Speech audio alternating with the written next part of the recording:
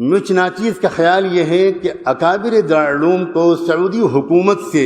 ایک سنجیدہ اور باضابطہ گفتگو کا آغاز کرنا چاہیے۔ میں خود سعودی عرب میں رہا ہوں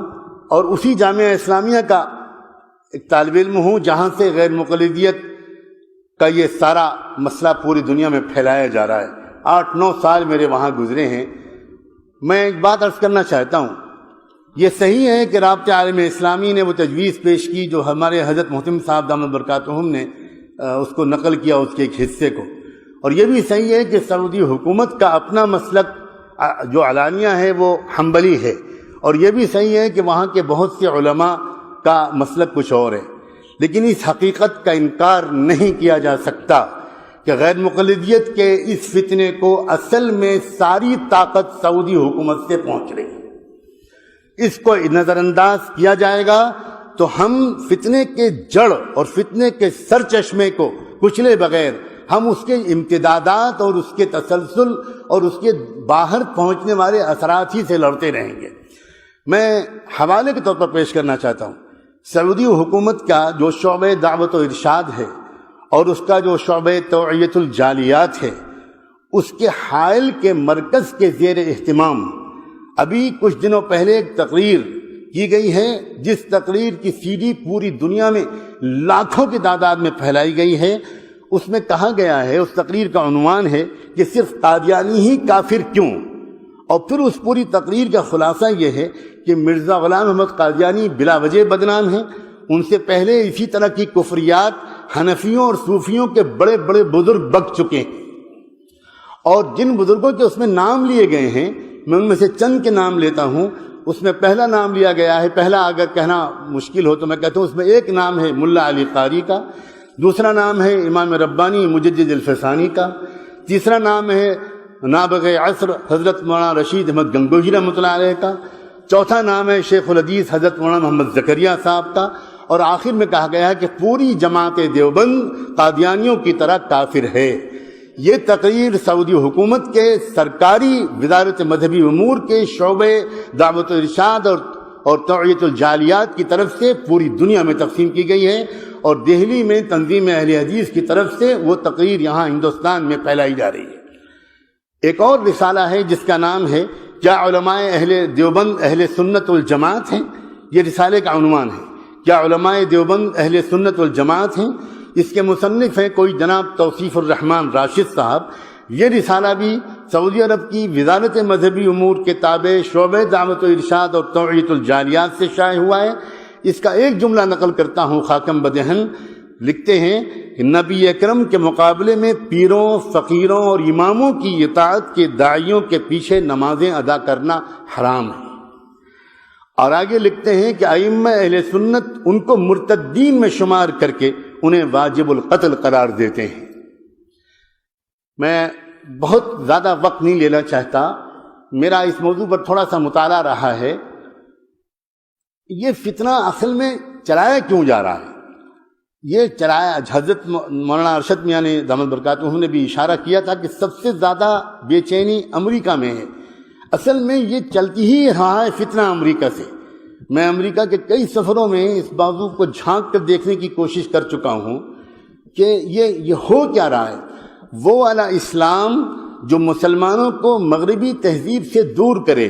اور وہ والا اسلام جو مسلمانوں کو مغرب کے مقابلے پر آمادہ کرے، اس اسلام سے ہٹانے کے لیے مغرب نے جہاں انٹرنیٹ اور بلیو فلمیں اور عریانیت اور برہنگی وغیرہ وغیرہ اس کو فروغ دے رہا ہے، وہاں وہ مغرب چونکہ جانتا ہے کہ بڑی تعداد میں مسلمان نوجوان ان تمام کوششوں اور سازشوں کے باوجود وہ شراب خانوں اور کلبوں سے دور رہ کر مسجدوں سے قریب ہو رہے ہیں، لہذا ایسے مسلمانوں کے لیے جو تمام تر کوششوں کے باوجود دین سے دور نہیں ہو پا رہے، انہوں نے دوسرا نسخہ یہ اختیار کیا ہے کہ اگر دین پر چلنا ہی ہے تو ان کو ایسے دین میں لگا دو جو ان کو آپس میں الجھا دے۔ یہ ایک سوچے سمجھے منصوبے کے تحت ہو رہا ہے، اور میرے اپنی یقین کے مطابق سعودی حکومت کا ایک طبقہ اس منصوبے میں جانے یا انجانے شریک ہے۔ میں صرف اتنا عرض کرنا چاہتا ہوں کہ ہمارے اکابر دارالعلوم دیوبند ہی کا مقام ہے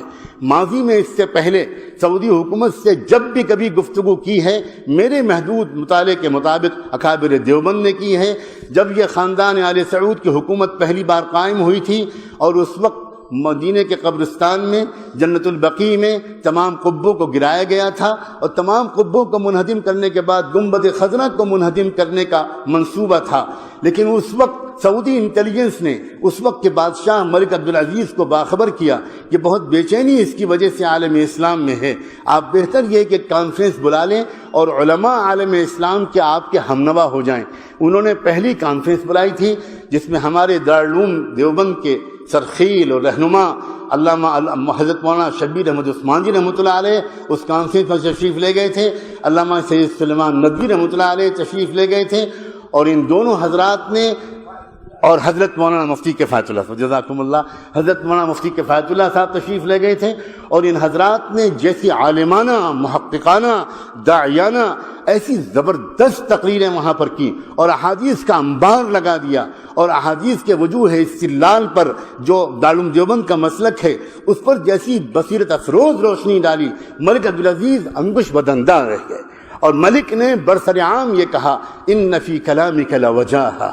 یہ جو آپ نے بات کہی ہے اس میں بہت گہرائی ہے، میں اس کے جواب نہیں دے سکتا، مفتی اعظم سے آپ بات کریں۔ اور چنانچہ اگلی نشستیں ہمارے نکابرین کی ملک کے علاوہ مفتی اعظم سے بھی ہوئیں، اور بالآخر سعودی حکومت نے تسلیم کیا اس موقف کو کہ گنبد خضرا کو منہدم کرنا شریعت کے احکام کی روح کے خلاف ہے، اور پھر وہ اپنی پالیسی بدلی۔ اکابر علماء دیوبند کی سوا اس عاجز کو مجھے نظر نہیں آ سکتا، ہو سکتا ہے میری نظر کی کوتاہی ہو، میں انہی حضرات سے یہ امید کرتا ہوں اور اس سسکتی ہوئی پریشان حال امت کی طرف سے دستبستک گزارش کرتا ہوں، آپ ایک سنجیدہ گفتگو کا آغاز کریں، آپ اس کے اہل ہیں، آپ کہیں کہ ہم آپ سے کچھ بات کرنا چاہتے ہیں۔ یہ کیا ہو رہا ہے آپ کے ملک میں بیٹھ کر؟ آپ وقتی طور پر ہم اس سے تسلی میں نہیں آ سکتے کہ صاحب ہمارا یہ سرکاری مسلک نہیں ہے، نہیں ہے، یہ باتیں پوری طرح شواہد ان کا ساتھ نہیں دیتی۔ ایک تو میری تجویز یہ ہے، تیسری ایک تجویز یہ ہے کہ مجھے یاد آتا ہے، مجھے اس وقت حوالہ تو یاد نہیں آ رہا، میں اس وقت سفر کے دوران سے یہاں پر آیا ہوں، نواب چھتاری کا ایک دورہ کرایا گیا تھا برطانیہ کا، اور برطانیہ کے اس سفر میں انہوں نے ایک خفیہ ادارے کو دیکھا تھا جو شہری آبادی سے دور جنگل میں انگلینڈ میں چل رہا تھا، جہاں انگریزوں کو فقہ و حدیث پڑھائی جا رہی تھی، تفسیر و قرآن پڑھایا جا رہا تھا، اور انگریز لوگ داڑھی اور عمامے میں ملبوس وہاں پر تھے، ان میں سے ایک بھی کوئی مسلمان نہیں تھا، وہ سب یہودی اور عیسائی لوگ تھے۔ نواب چھتاری یہ دیکھ کر حیران رہ گئے تھے۔ اس وقت ان سے کہا گیا تھا یہ ہم اس لیے تیار کر رہے ہیں تاکہ یہ لوگ علماء بن کر عالم اسلام میں پھیلیں گے اور وہاں تشویش انگیز مسائل کو ابھار کر مسلمانوں کی طاقت کو منتشر کریں گے۔ میری ایک درخواست ہے، جب دارالعلوم ایک نئے عزائم کے ساتھ اس میدان کا بھی مقابلہ کرنے کے لیے اترتا ہوا نظر آ رہا ہے، آپ بڑی آسانی کے ساتھ ایک دو ریسرچ اسکالرز کو جو آپ کے اپنے فاضل ہوں، جو انگریزی اور عربی پر عبور رکھتے ہوں، ان کو لگائیے اس بات پر کہ وہ مغرب کے یونیورسٹیوں میں جو دستاویزیں موجود ہیں اس سلسلے کی چیزیں تلاش کرنے سے مل جاتی ہیں۔ مولانا احمد رضا خان کی جو خط و کتابت ہے انگریز حکومت سے، آج برٹش لائبریری میں وہ میسر ہے، اس سے پتہ لگ گیا ہے کہ احمد رضا خان صاحب اتنے زبردست علم کے باوجود اس راستے پر کیوں گئے تھے۔ اور ابھی ہمارے حضرت اکابر نے اشارہ کیا تھا، حضرت مولانا حبیب الرحمان صاحب نے، کہ میاں نذیر حسین پہلے کیا تھے اور پھر بعد میں کیا ہو گئے۔ اسی طرح یہ ریسرچ کی ضرورت ہے کہ آخر یہ جو سارا فتنہ اس وقت برپا کیا جا رہا ہے، اس کی شروعات کیسے ہوئی، اس وقت اس میں شدت کیوں لائی جا رہی ہے۔ اگر کوئی ریسرچ اس طرح کا دلائل سے بھرپور آراستہ ہو جائے گا تو انشاءاللہ امت کی حفاظت میں مدد ملے گی۔ میں بہت ممنون ہوں کہ میرے جیسے حقیر طالب علم کو یہ اعزاز بخشا گیا۔ جزاک